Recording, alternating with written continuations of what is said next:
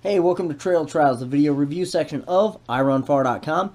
My name is Travis Lyles, and in this video we're going to take a look at the Dynafit Pantera.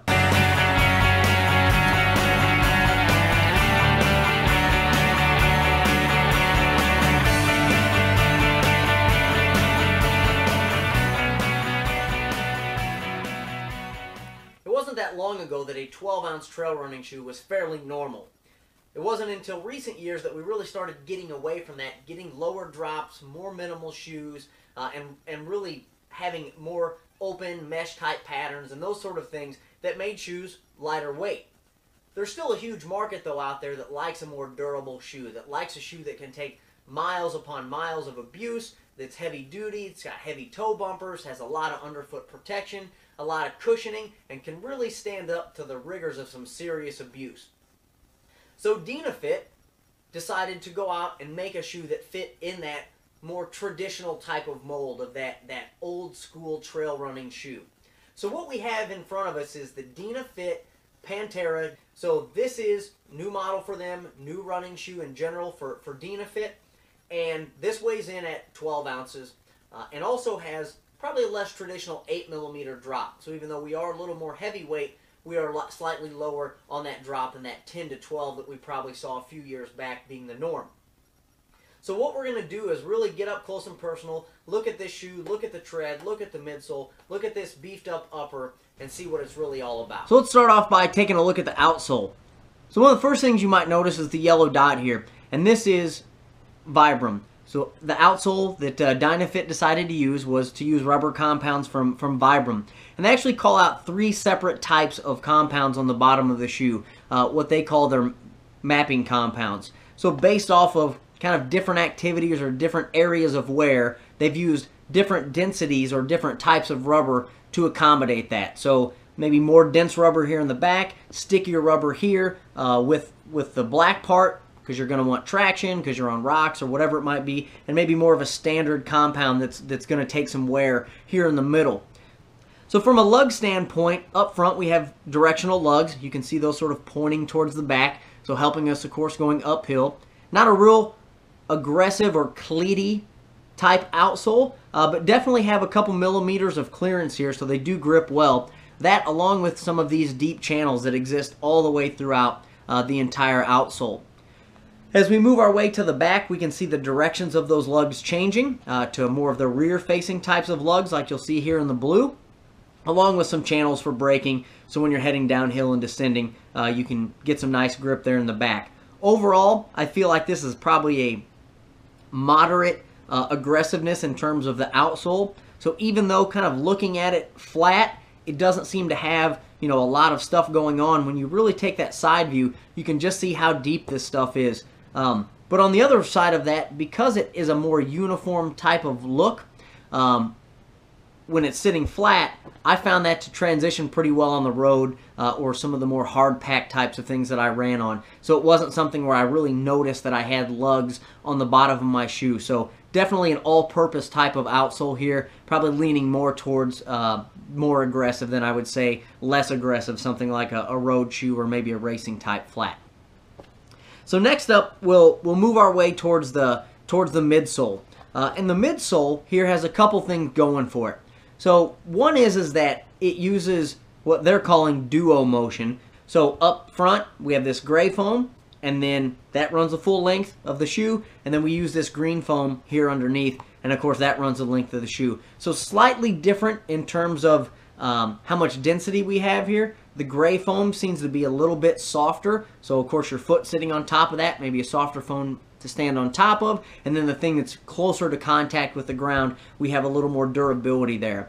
I'm a slight pronator, and I felt like these shoes did just fine. You don't really see a post or anything in here like some of the maybe more traditional types of road shoes or heavy-duty trail shoes, but I felt like there was enough support underfoot just based off of the geometry of the shoe, the way it sits, that I didn't feel like I was ever wanting in terms of, wanting some more stability and things like that underfoot. Well cushioned, felt good, really dispersed the rocks and the impact underneath my foot, so I tried everything, running on logs, sharp rocks, you name it, trying to really get a feel for what this was going to be like.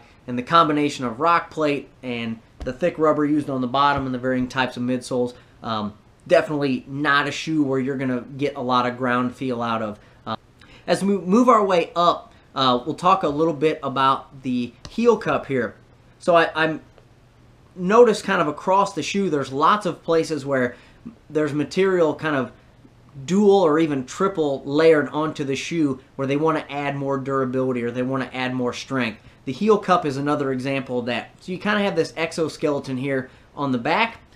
You can see some other types of rubber underneath that, and then of course you have a hard heel cup underneath. So while it's not completely hard, it definitely takes some effort to collapse that down.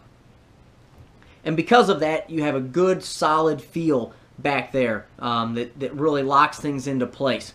As we move around, you can see this kind of splash guard or mud guard that exists along the bottom of the shoe. So once you step in a puddle or snow or whatever, it gets beyond the outsole. You have another layer of protection above that. You can see double stitching exists there. So obviously, again, adding to that strength that they're going for. And that runs itself all the way around the shoe, almost to the back. But at this point, your heel cup is actually in here. So even though that doesn't go all the way back, there's still plenty of protection and meat back there. When we look at the laces, we have kind of this cage type view that we see a lot, of course, on trail running shoes, trying to keep that foot locked in. So from the laces, reinforcements again at the laces, and then underneath that, the cage going down to the midsole, really giving a nice wrap all the way through this. And you can see that extends all the way back. So these types of pulls really give a nice cinch in this heel area, in the midfoot area. And lace options, of course, going back. You got that extra lace if you really need to go back farther. The eyelets on these are metal. So again, this shoe is about kind of getting it done and being solid. And you can just kind of see that just looking at the materials on here, that there are, double and triple stitch things. There are reinforcement areas kind of throughout the entire thing.